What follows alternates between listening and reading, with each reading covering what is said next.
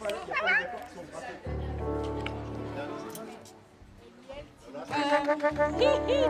chant de la gloire. Oui, c'est ça. C'est ça.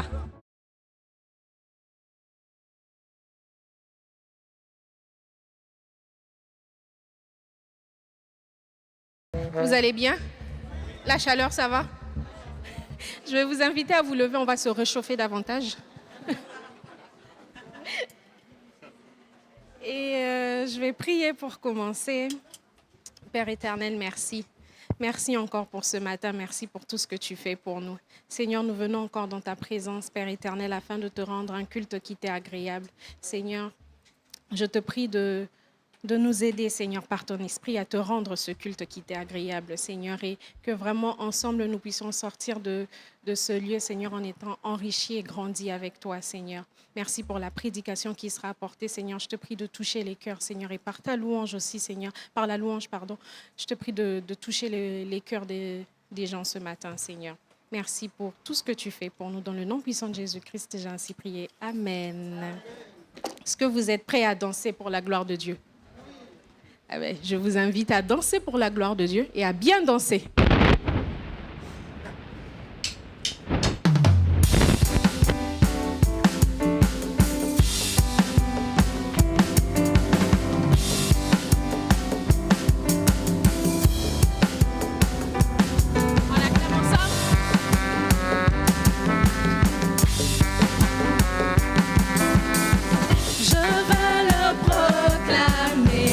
Du sommet des montagnes, ta grâce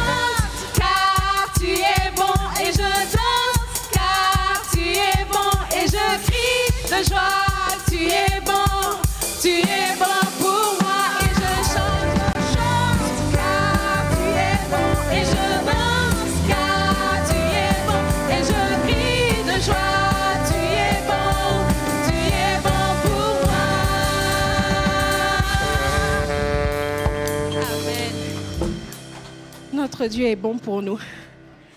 Et ce matin, je veux vous inviter à soupirer encore plus de sa présence, encore plus de toi, Seigneur, dans nos vies. Toi qui es notre bouclier, notre force, nous voulons encore, Seigneur, nous fonder sur toi. Nous fonder davantage sur toi, Seigneur. Mon âme soupira près toi et mon esprit en moi te cherche.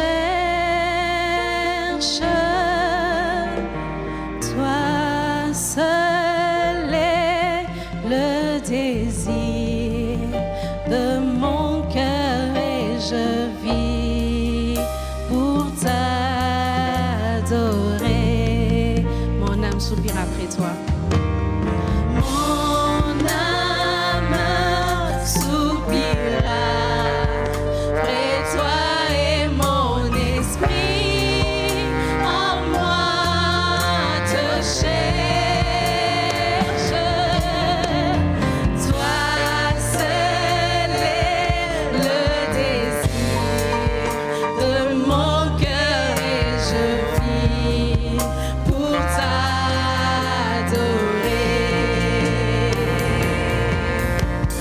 Tu es mon bouclier, ma force, le roc sur qui j'ai fondé ma vie.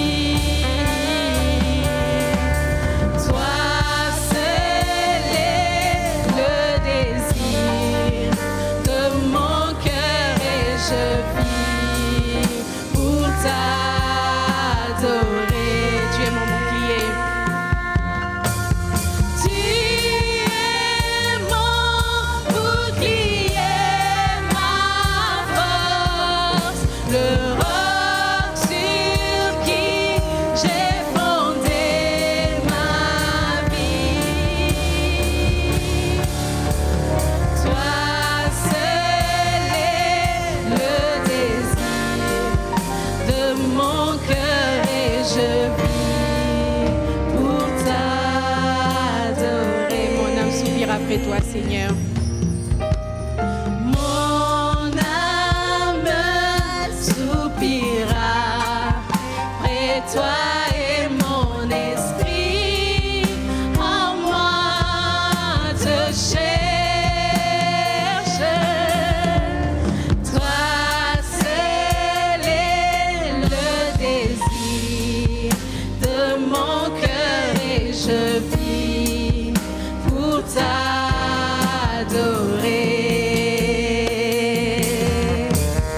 Tu es mon bouclier, ma force, le roc sur qui j'ai fondé ma vie.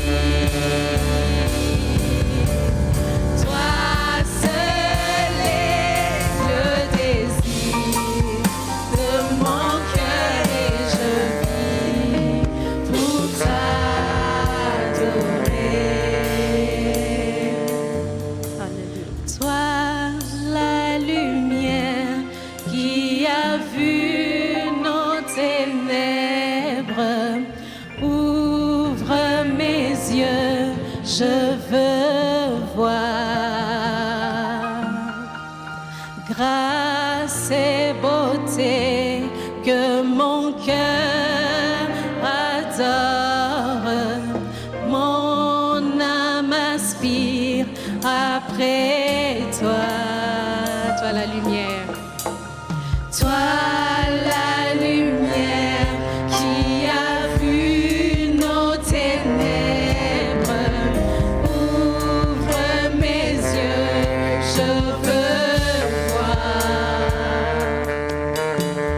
grâce et beauté que mon cœur adore. Mon âme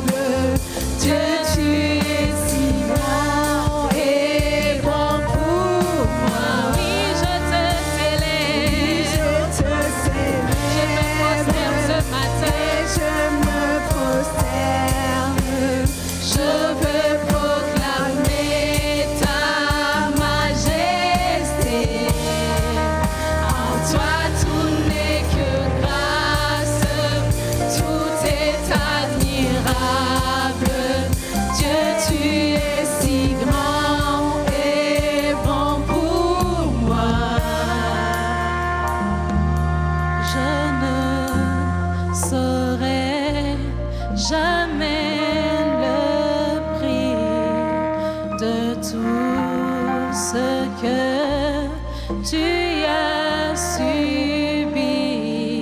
Je ne serai jamais le prix de tout ce que tu as subi. Je ne serai jamais le prix de tout ce que tu as subi. Je ne saurais jamais le prix de tout ce que tu as subi. Oui, je te célèbre et je me prosterne. Je vais proclamer ta majesté. En toi tout n'est que grâce, tout est admirable. Dieu, tu es si grand et beau pour moi. Oui, je te célèbre. Oui, je te célèbre et je me prosterne. Je veux proclamer ta majesté. En toi tout n'est que grâce, tout est admirable. Dieu, tu es si grand et bon pour moi. Amen. On va rester dans cet état d'esprit et on va partager ensemble la Sainte Seine. Et c'est vrai qu'on a chanté ces paroles, jamais nous ne saurons le prix que Jésus a payé sur cette croix. Mais finalement, ce n'est pas ce qui compte, ce n'est pas ce qui est important. Ce qui compte finalement, c'est qu'il l'a fait. Et il l'a fait simplement par amour pour chacun d'entre nous. Et nous voulons prendre ce repas en mémoire de ce qu'il a fait sur cette croix. Et si nous le prenons en mémoire, c'est bien aussi pour nous conformer à ce que la Bible nous enseigne. Alors j'invite tous ceux et celles qui sont baptisés par immersion à se lever. Et on va prendre ensemble ce repas. Je vous invite à attendre à ce qu'on puisse prendre ce repas ensemble. Et j'invite les frères et sœurs qui ont été désignés à commencer à passer dans les rangs. Et je vais prier pour ce temps. Seigneur, nous te remercions parce que tu es vivant. Parce que oui, tu es mort sur cette croix. Ta chair a été clouée, ton sang a coulé sur cette croix. Mais tu es ressuscité. Et c'est un Dieu vivant que nous voulons célébrer ce matin. Seigneur, c'est par ta résurrection que nous avons la vie. C'est par ta résurrection que nous avons accès à la vie éternelle. C'est par ta résurrection que nous avons accès à une nouvelle vie avec toi. Alors ce matin, Seigneur, nous voulons prendre ce repas. Seigneur, avec cet état d'esprit que tu es vivant en nous, par ton esprit. Alors merci vraiment, Seigneur mon Dieu, de prendre place encore ce matin, dans nos cœurs, dans ton assemblée. Seigneur, que ton esprit ait toute la liberté de passer ce matin et que nos cœurs soient encore visités par l'action de ton esprit. Rafraîchis-nous, Seigneur, nous en avons tellement besoin. Dans le nom de Jésus. Amen. Continuez à chanter. Ce Dieu qui guérit nos cœurs, qui transforme nos vies et qui restaure les cœurs brisés. Même quand on ne le voit pas, il est là et il agit. Amen.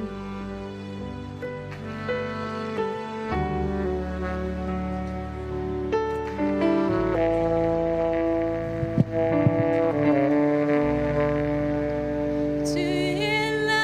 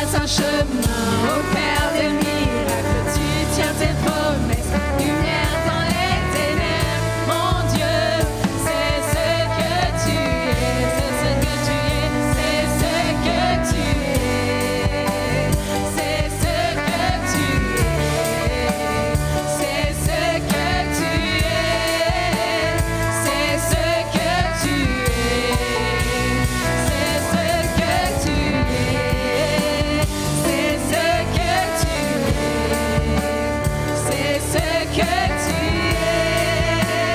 C'est ce que tu es.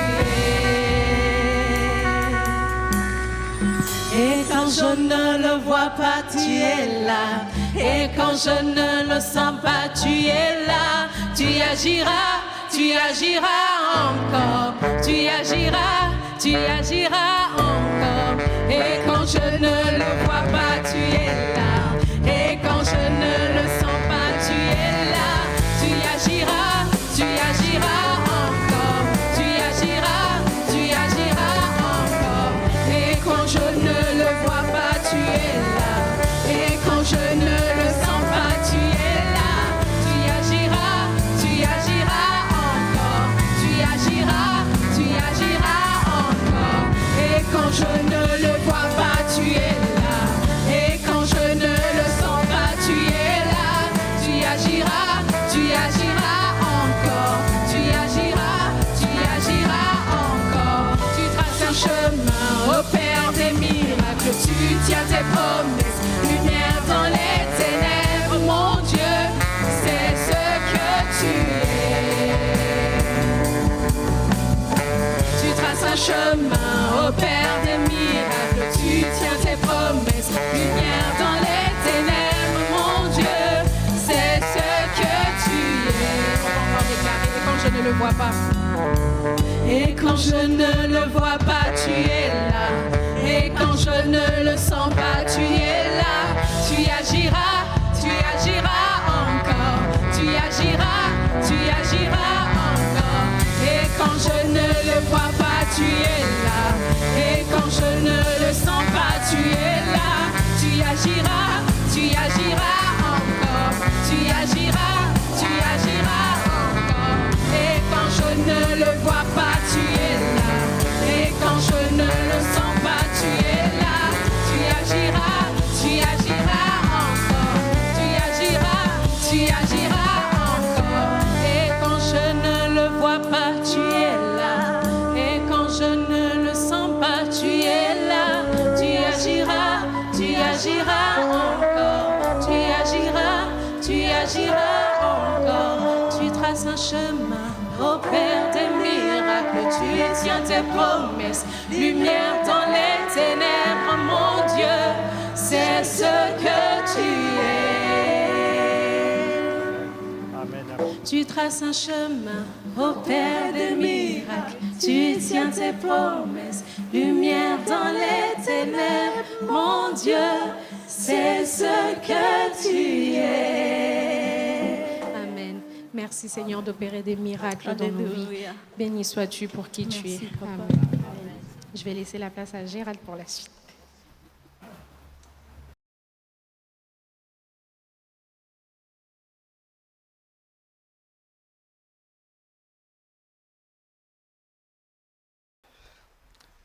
Effectivement, c'est vraiment un plaisir pour nous de revenir à la maison, comme on le dit, et d'être là avec vous. Et comme je le disais tout à l'heure dans ma prière, ça fait vraiment chaud. Je ne sais pas si c'est à cause de la température, mais en tout cas, on a chaud au cœur de vous revoir, de vous retrouver.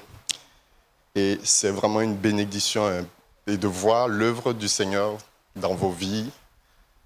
Et je vous dis aussi que le Seigneur aussi nous a bénis et continue de travailler avec nous, de travailler notre cœur. Vous avez les salutations du pasteur Emmanuel Duveza, avec qui nous travaillons sur Reims, et aussi de toutes les églises avec lesquelles on travaille sur Reims.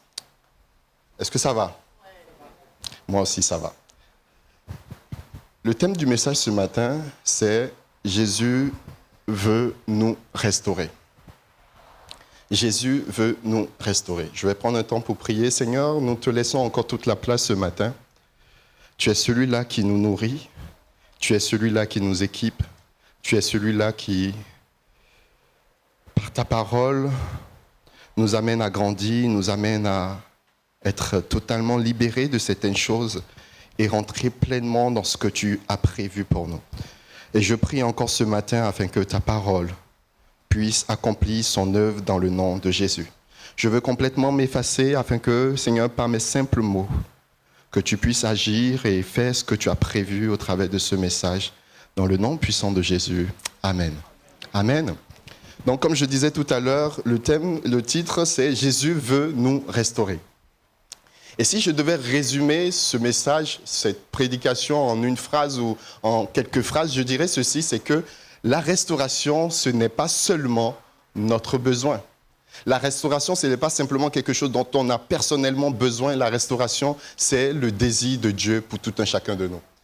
Quand on parle de restauration, ce n'est pas simplement quelque chose que personnellement je veux, mais c'est quelque chose que Dieu veut pour moi.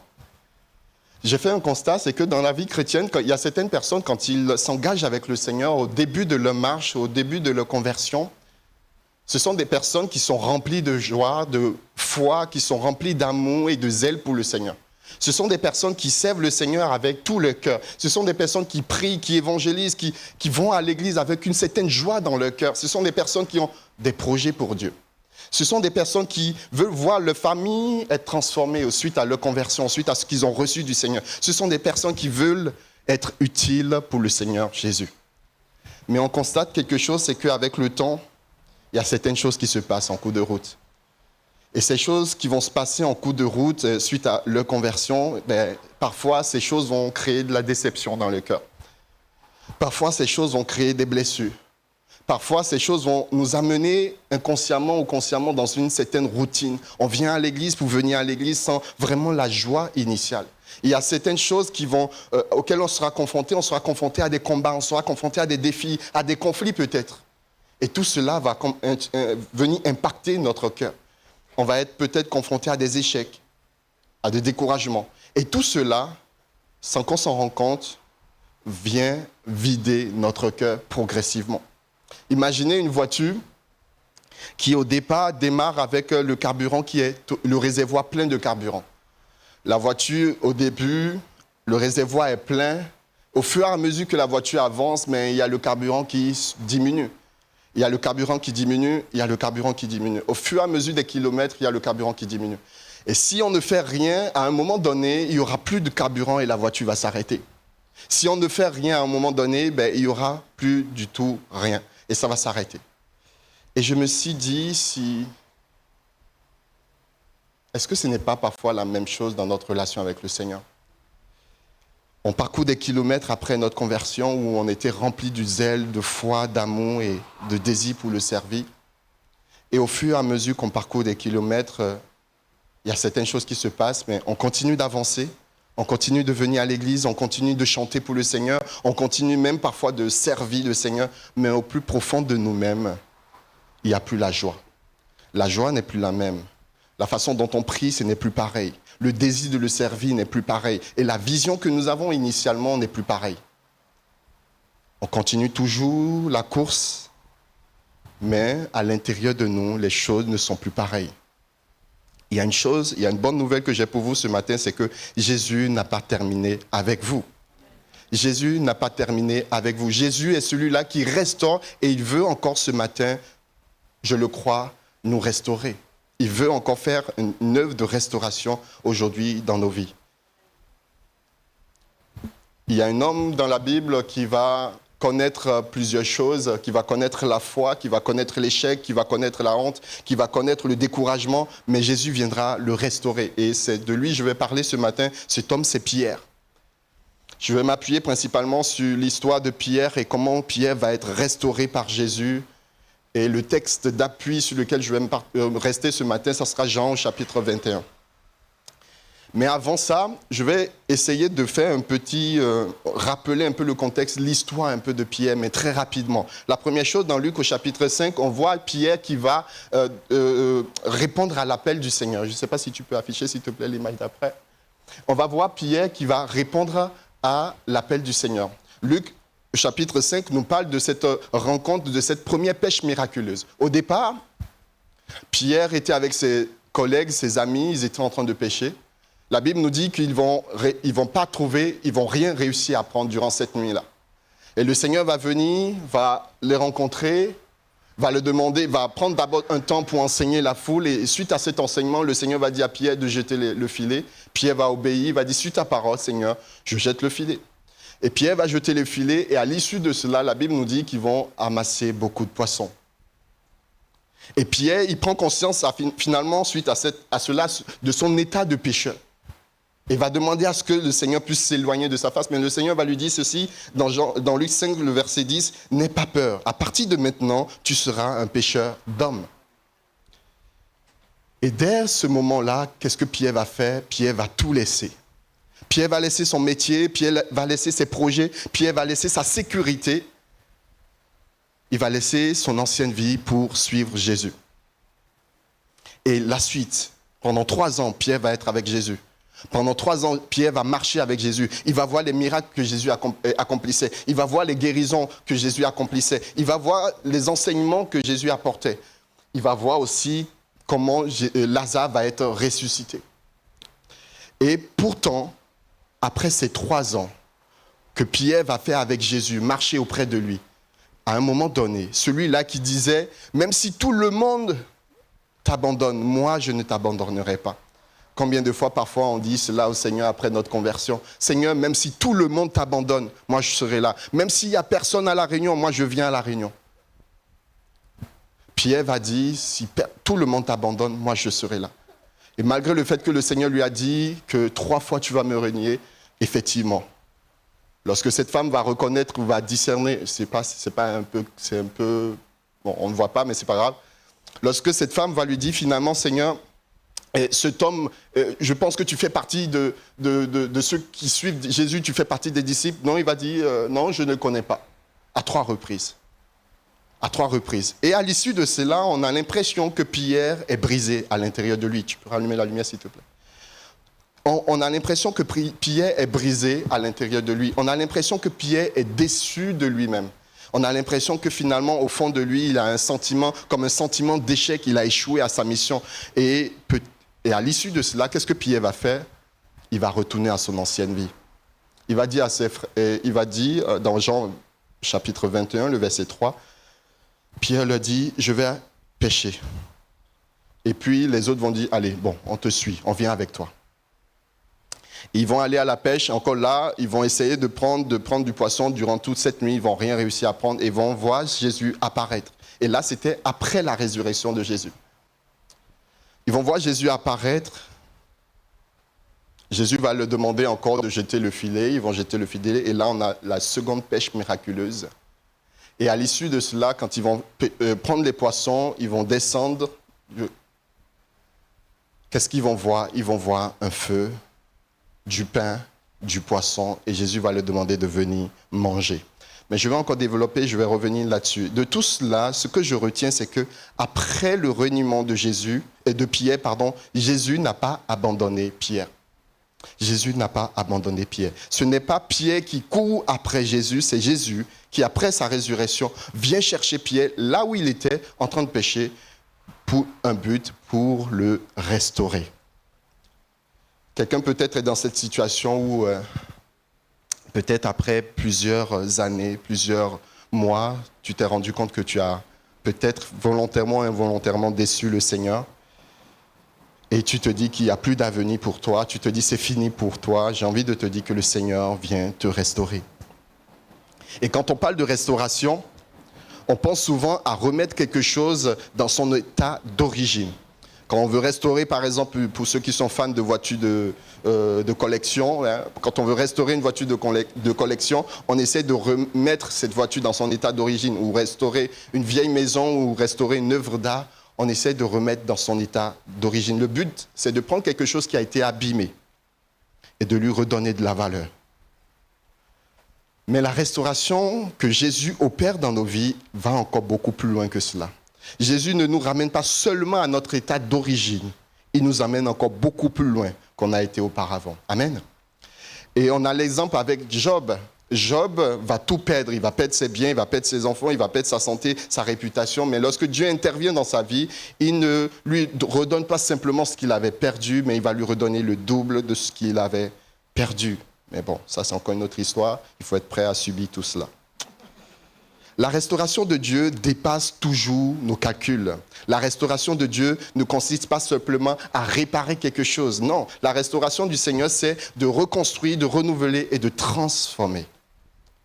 de transformer. Et le prophète Joël nous rappelle cela dans Joël, le chapitre 2, le verset 25. « Je vous remplacerai les années qu'ont dévoré les sauterelles. » Dieu ne restaure pas, Jésus ne restaure pas simplement les choses, il restaure aussi des années. Nous avons besoin que Dieu restaure parfois des années de notre vie, des années qu'on a perdues, des années parfois de souffrance, parfois des années de mauvaises décisions qu'on a eues à des moments donnés, à prendre, qui nous ont égarés, éloignés de Dieu. Nous avons besoin que le Seigneur restaure parfois notre vie, où parfois nous sommes là en survie au lieu de vivre vraiment cette vie que le Seigneur nous donne. La bonne nouvelle encore ce matin, c'est que Jésus n'abandonne jamais quelqu'un qui s'est vidé en cours de route. Amen. La restauration, ce que je constate en regardant le chapitre 21 de Jean, c'est que la restauration est un processus.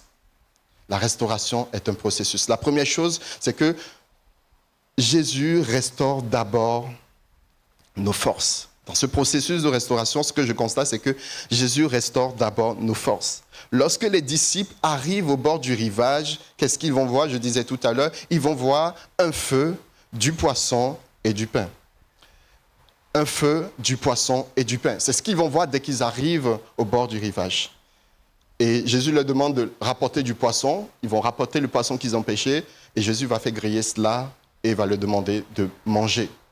Vous savez, ça m'a interpellé ce geste. Je me suis dit, mais Jésus, à ce moment-là, pourrait commencer par faire des reproches à Pierre. Il peut lui dire, Pierre, viens ici, on doit parler. Pierre, viens, on doit parler, on doit discuter. Pourquoi tu m'as réuni?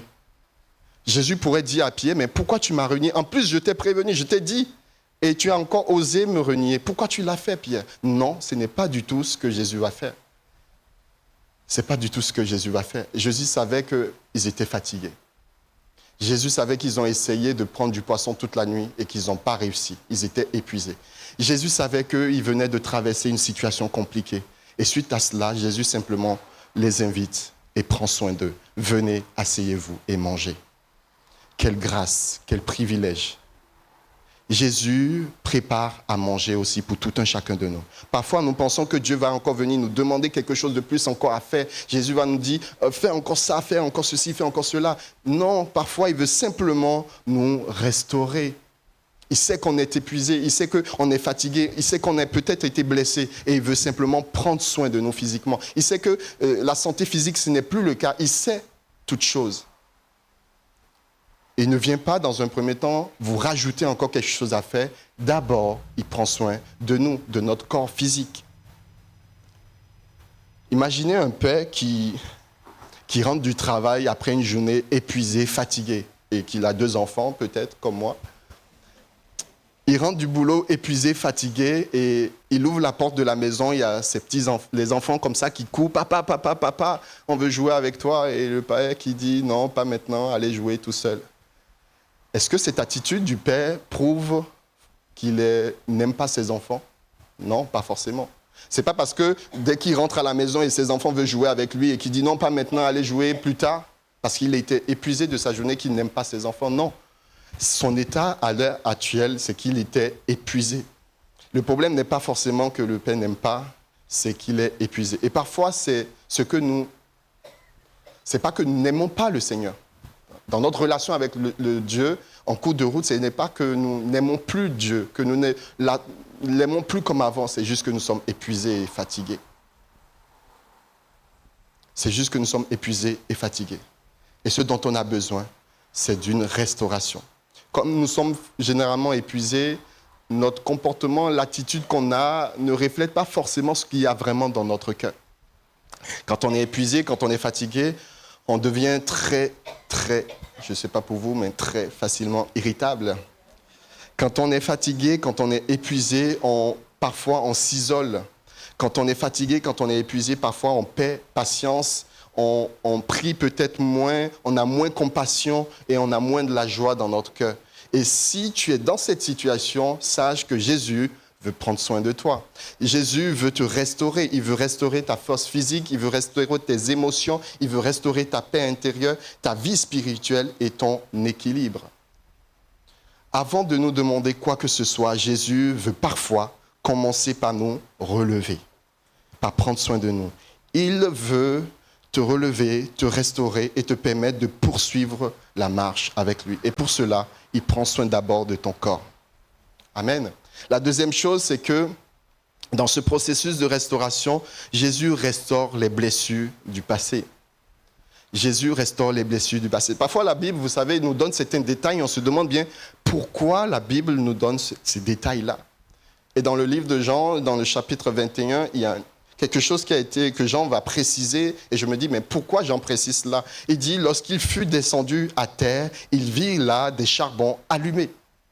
Lorsque les disciples vont descendre après cette pêche miraculeuse, ils vont voir du charbon allumé. Mais pourquoi Pierre précise qu'ils vont voir du charbon allumé? Il pouvait simplement dire que Jésus leur a dit, venez, asseyez-vous, mangez du pain et du poisson. Il y a certains commentateurs qui disent que la dernière fois que Pierre a vu un charbon, c'était lorsqu'il avait renié Jésus. C'était dans la cour du souverain sacrificateur. La dernière fois qu'il voit ce charbon, c'était à ce moment-là. Et Jésus, à ce moment-là encore, il descend de la barque et il voit du charbon. Et certains commentateurs disent que peut-être que Pierre, à ce moment précis, en voyant ce charbon, ça lui rappelle son échec. Ça lui rappelle le moment où il a désobéi, le moment où il a échoué, le moment où il a renié le Seigneur. Et il y a parfois des endroits comme ça, des choses comme ça, ou des moments comme ça qui nous rappellent parfois là où on a chuté. Peut-être une chanson, peut-être un endroit dans la maison qui nous rappelle parfois certains souvenirs, une date peut-être, et à chaque fois que cette date arrive, ça réveille certains souvenirs douloureux. Une personne, une conversation, on discute avec quelqu'un et juste avec un mot, une expression, il y a certaines douleurs qui reviennent. Il y a peut-être un lieu et parfois il suffit juste d'un détail pour que les souvenirs remontent. Et par la même occasion, la douleur, toutes les blessures liées à ce souvenir-là. Donc imaginez l'état du cœur de Pierre à ce moment-là devant le charbon. Et ce que je note, c'est que Jésus ne nous remet pas devant parfois certaines situations pour nous rappeler notre échec dans le but de nous condamner. Jésus n'a pas permis cela simplement pour dire à Pierre, tu te rappelles? Tu te rappelles? Non, ce n'est pas pour condamner que Jésus fait cela, c'est pour guérir et restaurer. Dieu ne révèle pas une blessure pour nous humilier, il la révèle pour nous guérir. Parfois, nous voulons que Dieu guérisse certaines blessures que nous avons, mais sans forcément toucher à cela, sans forcément regarder à cela. Imaginez quelqu'un qui a une fracture, qui se cicatrise mal, qui se refait mal. Le médecin, qu'est-ce qu'il va faire? Il va encore réouvrir ça, regarder pour essayer de bien soigner, pour que ça se soude, pour que ça se remette correctement en place. Et quand il fait ça, ça fait mal. C'est douloureux. Et parfois, nous avons besoin que le Seigneur remette certaines choses devant nous. Pas dans le but de nous détruire, de nous humilier, mais pour nous faire rentrer véritablement dans un processus de restauration et de guérison. Si je prends l'exemple d'un couple, il peut y avoir un couple, ils vivent ensemble, ils portent des blessures dans le couple. Pendant plusieurs années, ils sont là avec certaines blessures dans le couple. Ils vivent ensemble, ils mangent ensemble, ils élèvent peut-être leurs enfants ensemble, ils sourient devant les autres, mais intérieurement, il y a quelque chose qui est brisé, il y a quelque chose qui est cassé.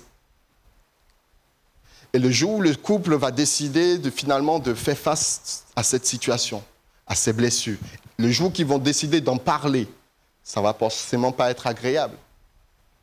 Peut-être que pendant ce moment où ils sont en train de discuter de ces blessures, ça va encore faire plus mal, ça va être encore plus douloureux.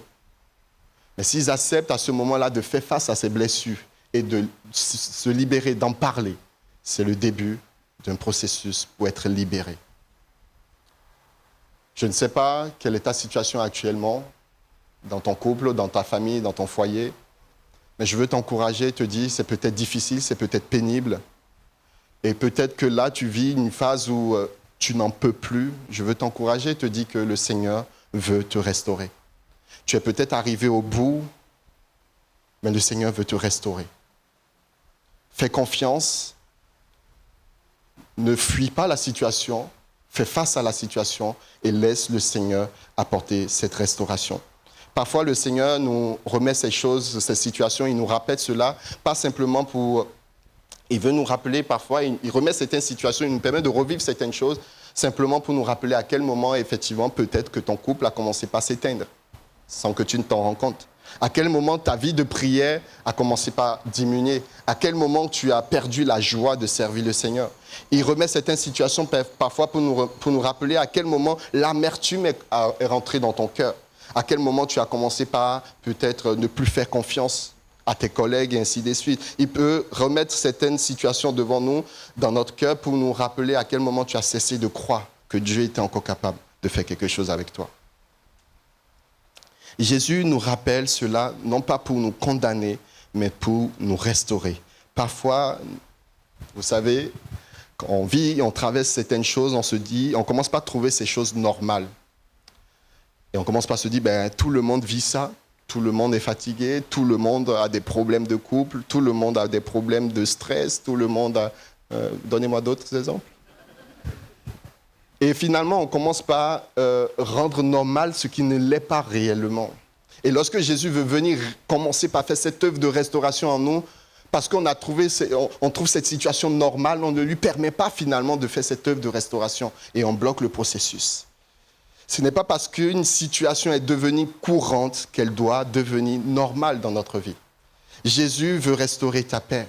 Jésus veut restaurer ton premier amour. Jésus veut restaurer ton foyer. Jésus veut restaurer ton service. Jésus veut restaurer ta relation avec les autres. Et pour cela, parfois, il faut se poser des questions. Et si on se posait cette question, qu'est-ce que j'ai accepté de normal alors que Jésus veut le restaurer ? Vous savez, j'ai fait un constat très récemment. Je me suis rendu compte que suite aux blessures parfois qu'on peut avoir dans notre cœur, c'est que chaque prison commence par un mensonge auquel on a cru. Qu'est-ce que je veux dire par là ? Parfois, on croit à certains mensonges que l'ennemi met dans notre cœur ou que la société, des situations mettent dans notre cœur. Non, ton mari, il est comme ça, il ne va pas changer. Non, cette situation, ton collègue de travail, il ne va pas changer. Et finalement, il y a certains où tu ne vas jamais réussir, tu ne vas pas y arriver. Il y a certains mensonges comme ça que l'ennemi va venir mettre dans notre cœur. Et lorsqu'on croit en cela, on se met dans une prison sans s'en rendre compte. Chaque mensonge auquel on croit est une prison dans laquelle on s'enferme. Quel est ce mensonge auquel tu as cru depuis toutes ces années ? Quel est ce mensonge que l'ennemi a mis dans ton cœur, auquel tu as cru, auquel tu t'es attaché depuis toutes ces années ? Le Seigneur veut vraiment te libérer. Tu te dis, j'ai échoué, je ne pourrai plus jamais réussir. Tu te dis, je suis dépendant de cette situation, je suis dépendant de ceci et je ne peux pas m'en sortir. Si, tu peux t'en sortir. Peut-être pas avec tes propres forces, mais avec l'aide du Seigneur, oui. Quel est le mensonge auquel tu as cru et qui te maintient dans cette prison ? Sache que le Seigneur veut véritablement te libérer. Dieu ne nous ramène jamais vers notre passé pour nous faire pleurer. Il peut nous y ramener pour nous rendre libres. Amen. Et je prie vraiment afin que toutes les blessures que vous avez rencontrées ou que vous avez dans le cœur, désolé de ce que je vais dire, mais c'est la réalité, c'est le début du processus, que Dieu réveille cela afin de vous faire rentrer véritablement dans un processus de guérison. Il y a certaines choses qu'on vit et ce n'est pas normal. Et on reste là-dedans alors que le Seigneur a prévu tellement de belles choses pour nous. Il nous a donné le Saint-Esprit pour nous consoler, pour nous guider, pour nous accompagner. Et parfois, je trouve cela dommage qu'en tant que chrétien, en tant que disciple du Seigneur Jésus, on marche la tête courbée, alors qu'il y a de belles choses pour nous. Et je prie dans le nom de Jésus que toutes les blessures qui font en sorte que vous marchiez la tête courbée, que ce soit dans votre famille, que ce soit dans votre couple, que ce soit dans votre relation en entreprise et autres, que le Seigneur puisse réveiller cela dans le but de vous amener à une vraie guérison, une vraie liberté. Et que vous soyez des hommes et des femmes remplis de la joie du Seigneur et qui profitent pleinement de ce que le Seigneur a prévu pour vous. Amen. Dans le processus de restauration, la troisième chose que je note, c'est que lorsque le Seigneur veut restaurer, Jésus restaure la vision et la mission. Après son échec, Pierre va retourner à la pêche. Pourquoi ? Sans doute parce que peut-être qu'il se dit j'ai désobéi, pour moi c'est fini, je ne suis plus appelé, c'est terminé, j'ai échoué, j'ai renié le Seigneur Jésus. Et Pierre qui était appelé, qui avait marché avec Jésus, qui avait vécu des miracles, qui avait entendu certaines choses, à ce moment précis, il va retourner à sa vie passée. Combien de chrétiens, parfois, après avoir connu de belles choses avec le Seigneur, des guérisons, des prières qui ont été répondues, après tout cela, suite à certains échecs, suite à certaines difficultés, abandonnent tout et retournent dans leur vie passée. Et c'est ce que Pierre était en train de faire, il retourne à la pêche.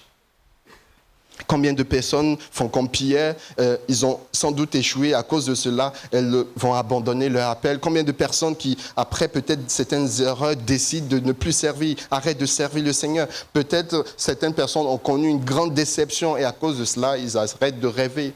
Et combien de personnes parfois ont peut-être traversé un divorce et à cause de cela se disent c'est terminé pour moi, la vie n'a plus de sens. Combien de personnes parfois qui ont connu la faillite dans ce qu'ils entreprennent et à cause de cela, plus jamais je vais me reconstruire et baissent les bras. Combien de personnes ont été blessées parfois dans l'église et à cause de cela, ils se disent plus jamais je ne servirai. Jésus vient chercher Pierre et ce qui est extraordinaire, c'est que Jésus ne passe pas tout son temps à rappeler à Pierre son échec, son erreur. Jésus lui parle de son avenir. Amen. À 3 reprises, Jésus va lui dire, Pierre, est-ce que tu m'aimes ? Et à 3 reprises, Jésus va lui dire, Père, mes brebis. Là encore, il y a tout un enseignement qu'on peut retenir ou on peut apprendre, mais ce n'est pas l'objet du message de ce matin. Au travers de ces 3 questions, ce que je peux dire, c'est que c'est comme si Jésus était en train de dire à Pierre, Pierre, je sais ce qui s'est passé. Je sais que tu m'as renié. Mais aujourd'hui, je crois encore en toi et je peux faire quelque chose encore avec ta vie. Et je pense que le Seigneur est en train de dire cela encore à peut-être 1, 2, 3, 4 personnes encore ce matin. Je sais ce qui s'est passé dans le passé. Mais je crois encore en toi et je veux faire quelque chose avec toi. Et je trouve que c'est une grâce que le Seigneur Jésus apporte à Pierre. Et c'est cette grâce-là aussi qu'il nous fait encore aujourd'hui. La restauration ne constitue pas seulement à effacer nos erreurs. La restauration consiste aussi à retrouver une mission. Paix, mes brebis. Dieu va restaurer la vision. Il va restaurer vos projets. Il va restaurer votre mariage. Il va restaurer votre famille, votre ministère, vos rêves. Il va restaurer peut-être votre capacité de croire encore à nouveau. Les hommes peuvent parfois écrire notre histoire avec des erreurs, mais lorsque le Seigneur l'écrit, il écrit avec sa grâce. Amen. Vous savez, vous avez sûrement déjà raté une sortie sur l'autoroute. Vous êtes sur l'autoroute, le GPS vous dit « Prenez la sortie 12, la prochaine sortie » et vous la ratez. Est-ce que c'est déjà arrivé à quelqu'un qui lève délicatement le doigt ? Vous êtes là, vous êtes sur l'autoroute, vous roulez tranquillement et vous ratez une sortie. Est-ce que le GPS commence par vous dire « Bravo, champion, bravo, tu as tout gâché. Hein? C'était cette sortie que tu devais prendre, bravo, maintenant je ne t'amène plus à la destination, c'est fini. » Est-ce que c'est ce que le GPS fait ? Non. Qu'est-ce qu'il fait ? Il recalcule l'itinéraire. Le GPS ne dit pas « Bravo, c'est fini, je ne t'amène plus là où tu veux aller. » Il recalcule l'itinéraire. Vous savez, parfois, lorsqu'on désobéit au Seigneur, c'est comme un peu ce GPS, on manque le but. Le Seigneur ne nous condamne pas. Il ne nous dit pas, c'est fini, je ne t'amène plus à destination. Ce que j'ai prévu pour ta vie, c'est fini parce que tu m'as désobéi une fois, je ne t'amène plus. Non, ce que le Seigneur il fait chaque fois, c'est qu'il recalcule l'itinéraire. L'inconvénient de cela, c'est que le chemin sera éventuellement plus long. Mais son désir, c'est toujours vous amener à destination. Donc, lorsque je rentre dans cet état d'esprit où je suis dans l'obéissance, je vais forcément venir plus vite, plus rapidement que celui-là qui reste dans la désobéissance et qui s'entête. Dieu aura toujours compassion de lui, voudra toujours l'amener à bon port, mais le chemin sera plus long. Quel est votre choix ? Quel est votre choix ? Notre Seigneur Jésus est rempli de compassion pour tout un chacun de nous. Et il veut recalculer l'itinéraire. Tu as échoué, tu as perdu, tu as manqué le but à un moment donné. Ce n'est pas grave, le Seigneur recalcule l'itinéraire et t'ouvre une nouvelle porte. Ne laisse pas ton échec définir toute ton histoire. Ne laisse pas l'erreur que tu as commise peut-être dans le passé décider de ton avenir. Dieu, Jésus, peut encore te restaurer. Il peut restaurer ta vision, restaurer tes rêves, restaurer ta famille, restaurer la confiance encore à nouveau ou restaurer ta capacité de croire. Ton échec n'a jamais le dernier mot lorsque Jésus écrit la fin de ton histoire. Du coup, est-ce que tu veux décider, continuer à écrire ton histoire par tes propres forces ou tu veux faire confiance au Seigneur? Est-ce que tu veux laisser le Seigneur Jésus écrire ton histoire? Ou tu veux l'écrire par toi-même? Il y a quelque chose d'extraordinaire encore dans le processus de restauration, et ça sera mon dernier point, c'est que Jésus ne restaure pas Pierre uniquement pour que Pierre aille mieux. Il restaure Pierre pour qu'il puisse à son tour devenir une source de bénédiction pour les autres. Amen. Merci. Oui, c'est bon, tu peux. Une personne restaurée devient un instrument de restauration. Une personne restaurée devient un instrument de restauration. Maintenant, il y a une dernière chose que je retiens dans ce processus que Jésus va avoir avec Pierre. Quelques semaines après que Pierre a été restauré, le jour de la Pentecôte, qu'est-ce qu'on constate? C'est que ce même Pierre qui avait renié Jésus, ce même Pierre qui avait peur de dire devant 2-3 personnes que je connais ce Jésus, ce même Pierre qui, quelques semaines auparavant, il n'était même pas capable d'assumer son identité de disciple. Ce même Pierre, le jour de la Pentecôte, qu'est-ce qu'il fait? Il prêche la parole devant une millier de personnes. Il annonce l'évangile, il assume son identité et il proclame l'évangile. Et qu'est-ce qui se passe? Des multitudes de personnes donnent leur vie au Seigneur. Vous savez, lorsque le Seigneur fait une restauration dans notre cœur, on n'est plus la même personne. Ce qu'on n'était pas capable de faire avant, lorsqu'il nous restaure, on devient capable de le faire. Lorsqu'on était rempli de timidité, de peur, de crainte, lorsqu'il nous restaure, on est dans l'assurance, on est dans la confiance. Vous savez, il y a toute une différence lorsque le Seigneur intervient dans nos vies. Il y a un avant et il y a un après. Est-ce que tu veux continuer à marcher la tête courbée, la tête baissée? Ou tu veux laisser le Seigneur te faire entrer dans ce dernier processus, après avoir été restauré, devenir un sujet de bénédiction pour les autres? Parfois, tu ne sais peut-être pas pourquoi tu passes par ces chemins. Tu ne sais peut-être pas pourquoi ton couple aujourd'hui est dans une difficulté. Tu ne sais peut-être pas pourquoi cette épreuve est atteinte. Pour ceux qui ont été restaurés suite à cette épreuve, à des épreuves, le Seigneur veut vous utiliser pour être un sujet de bénédiction pour les autres. Dieu ne restaure pas seulement nos vies pour notre confort, il nous restaure pour que nous devenions une bénédiction pour les autres. Il veut nous restaurer pour qu'on devienne des sujets de bénédiction pour les autres. Il y a certaines personnes qui ont besoin de ton témoignage. Il y a certaines personnes qui ont besoin d'entendre que tu as traversé certaines choses et que le Seigneur t'a restauré et qu'aujourd'hui tu es devenu une nouvelle personne. Il y a certaines personnes qui ont besoin d'entendre que oui, j'ai connu cela, oui, tu as connu cela et que le Seigneur est capable de faire ce qu'il a fait dans ta vie, dans leur vie. Deviens un sujet de témoignage. Le Seigneur veut te restaurer et veut permettre à ce que toi, à ton tour, tu puisses devenir un sujet de bénédiction pour les autres. Et moi, c'est ce que j'apprends à faire aujourd'hui. Des épreuves, j'en ai. J'en ai des épreuves dans plusieurs domaines. Mais parfois, je me dis, Seigneur, là, je ne vais pas paniquer. Seigneur, là, j'ai envie de crier, j'ai envie de pleurer, mais attends, je me calme, je me pose. Qu'est-ce que tu veux me faire comprendre? Qu'est-ce que tu veux que j'apprenne à travers de cela? Et je rentre dans ce processus où je suis à son écoute. Ça fait mal. Ça fait mal d'attendre que le temps du Seigneur puisse sonner. Ça fait mal quand le processus, là, ça dure, et on est là dans la douleur, ça fait mal. Mais Seigneur, je veux rester patient.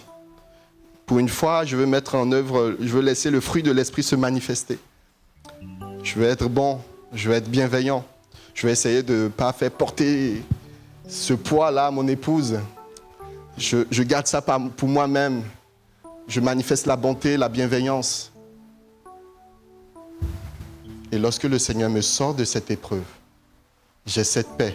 Et quand je vois quelqu'un qui traverse cette situation, j'ai une compassion qui n'est plus la même que les autres fois. Vous savez, je veux vraiment vous encourager à développer cela.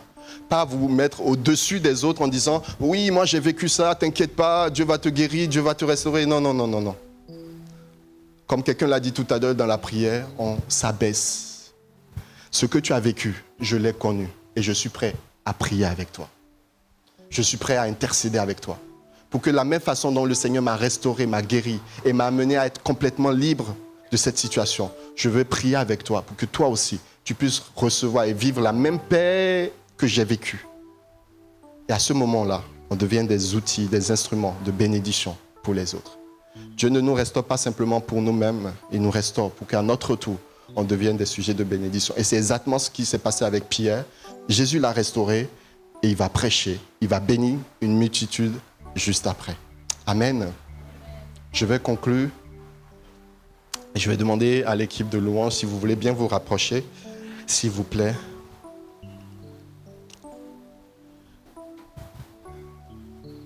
Jésus, mes chers frères et sœurs, mes chers amis, est celui qui nous restaure. Comme je l'ai dit tout à l'heure, dans ce processus de restauration, il restaure nos forces. Est-ce que tu es fatigué? Est-ce que tu es épuisé? Est-ce que tu as certaines maladies qui sont là, qui te pèsent et physiquement tu n'arrives plus à tenir? Le Seigneur veut te restaurer. Le Seigneur est celui-là, dans le deuxième point, qui restaure nos blessures du passé. Quelles sont les blessures que tu as dans ton cœur et qui t'empêchent d'être vraiment toi-même? Quelles sont les blessures que tu trimbales depuis plusieurs années et qui sont là et qui t'handicapent dans ta croissance, dans ta maturité avec le Seigneur? Quelles sont les blessures que tu portes et qui brisent ton identité, l'identité que le Seigneur veut te donner? Sache ce matin, en toute humilité, je vous le dis, le Seigneur veut vous restaurer.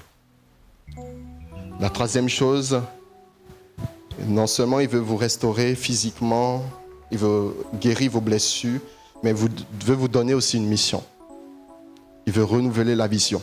Si à un moment donné, en cours de route, vous avez laissé tomber la vision parce que à vos yeux, ça commençait pas à être compliqué.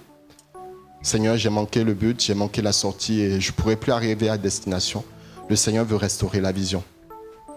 Est-ce que vous voulez rester à son écoute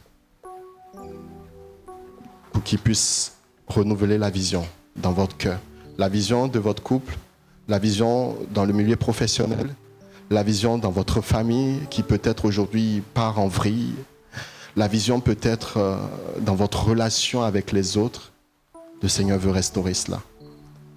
Et je vous en supplie, le jour où il va le faire, rappelez-vous qu'à votre tour, vous devez être appelé à être sujet de bénédiction pour les autres. Amen. Je vais vous inviter à vous tenir debout. Après ce genre de prédication, je ne peux pas m'empêcher de prendre un temps pour qu'on puisse vraiment prier. J'ai voulu que l'équipe de louange on puisse chanter ce chant qui dit « Viens me transformer ». Viens tout diriger. Prends la place qui te revient. Pourquoi j'ai choisi ce chant? Lorsque le Seigneur fait une restauration dans notre vie, il nous transforme. Comme on le voit avec Pierre, on est complètement transformé. Et moi, mon désir, c'est que si je reviens encore ici, c'est que je puisse encore voir des hommes et des femmes complètement transformés. Amen. Il nous transforme. Il y a un avant et il y a un après. Et moi, je continue de prier, Seigneur, je veux que tu puisses me transformer. Et que lorsque les hommes me voient, puissent dire, quand on voit Cédric, il y avait un avant et il y a un après, parce que le Seigneur l'a transformé. Le Seigneur, j'ai pris aussi ce chant, pourquoi? Qui dit à un moment donné, viens tout diriger. Lorsque je ne suis plus le maître de ma vie et c'est le Seigneur qui conduit ma vie, qui dirige ma vie, ce qui est sûr, je vais arriver au bon endroit, au bon moment. Je ne vais plus perdre du temps à errer à essayer de vivre par mes propres forces ou atteindre des objectifs par les propres forces. Et c'est ce que le monde veut nous faire croire. Pour être heureux, il faut que tu te battes par tes forces, par tes propres forces. C'est vrai, il y a certaines choses que le Seigneur nous demande il nous demande d'agir. On n'est pas là tout peinard. Seigneur, tu pourvois mes besoins, je suis tranquille. Non, il faut qu'on se mette aussi en marche. Mais le monde va un peu trop dans l'excès, dans le sens où il faut se battre pour obtenir. Et on obtient et ça ne nous suffit jamais. On cherche encore, on cherche la deuxième voiture, la quatrième voiture et on se rend compte qu'on n'est toujours pas plus heureux que cela, ainsi de suite. Le Seigneur veut faire une restauration et on veut le laisser nous diriger. Et le refrain dit, je lève mes bras vers toi, mes bras tendus. Et j'aimerais vraiment qu'on prenne ce chant et on va chanter une fois ensemble et je vais après conduire ce moment de prière tout simplement. Mais les bras tendus, c'est comme si, Seigneur, je reconnais que j'ai besoin de ta restauration. Comme cela a été dit, non seulement moi je veux être restauré, mais tu veux me restaurer. Ce n'est pas Pierre qui a cherché à aller vers Jésus, c'est Jésus qui est venu vers lui. Et ce matin, permettez-moi de le dire simplement encore, et si c'était Jésus qui venait vers vous et vous dit, je veux vous restaurer, je veux te restaurer. Saisissons cette occasion avec les bras simplement tendus vers lui, Seigneur, je m'abandonne. Les bras élevés dans le sens où je t'élève au-dessus de tout et je m'abandonne afin que tu puisses faire cette œuvre de restauration, de guérison dans mon cœur, au plus profond de moi, afin que vous pouvez mettre votre prénom qui est un avant et qui est un après. Amen.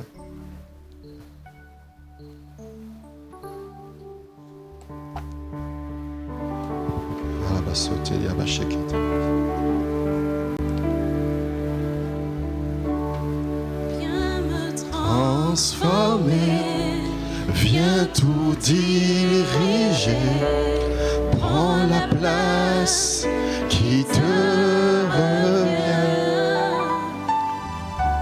Viens me transformer, viens tout diriger, prends la place qui te revient.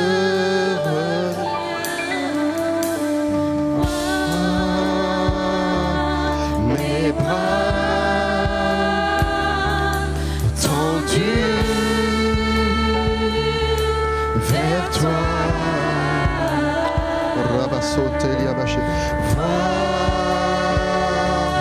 Mes bras, oui Seigneur Jésus, tendus. Seigneur, vois nos bras tendus vers toi ce matin.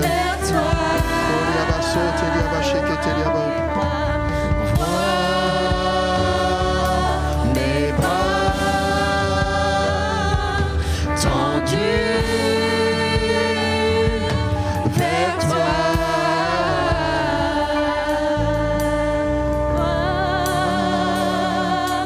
Mes bras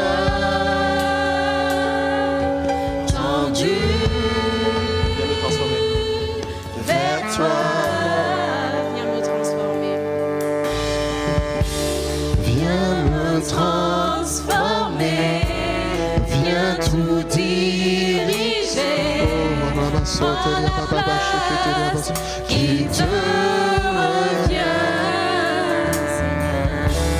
Viens me transformer, viens tout diriger, prends la place qui te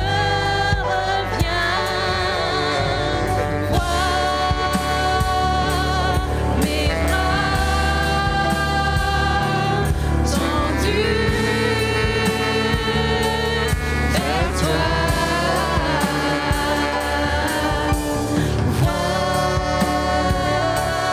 Mes bras tendus vers toi. Alléluia. Oui Seigneur, nos bras sont tendus vers toi. Je vais inviter et demander aux prédicateurs de se rapprocher. On va prier pour ceux-là qui vraiment traversent des situations compliquées et qui sont blessés. Ceux-là qui sont épuisés. Attendez, je finis de dire ce pourquoi et Vous allez vous rapprocher en fonction. Et que tu as reçu quelque chose du Seigneur ce matin, alors que tu as déposé des fardeaux à ses pieds, ne repars pas avec ce que tu as déposé. Tu l'as déposé une bonne fois pour toutes.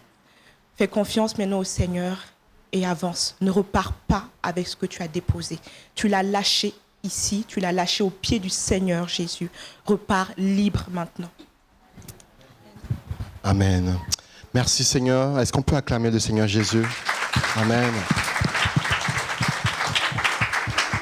Par cette acclamation, on manifeste notre reconnaissance envers ce qu'il est capable de faire et ce qu'il a fait. On lui dit merci et on reste dans cette atmosphère et dans cette conviction. Seigneur, il y a quelque chose qui a été fait et on part victorieux dans le nom de Jésus. Que Dieu vous bénisse. Merci. Et avant qu'on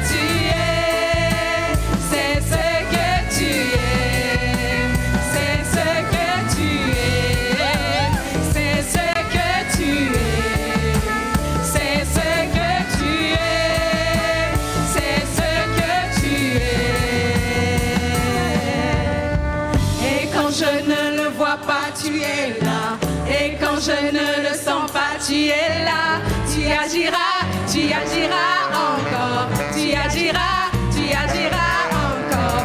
Et quand je ne le vois pas, tu es là. Et quand je ne le sens pas, tu es là, tu agiras encore, tu agiras encore. Et quand je ne le vois pas, tu es là. Et quand je ne le sens pas, tu es là, tu agiras encore, tu agiras encore. Et quand je ne le vois pas, tu es là. Et quand je ne le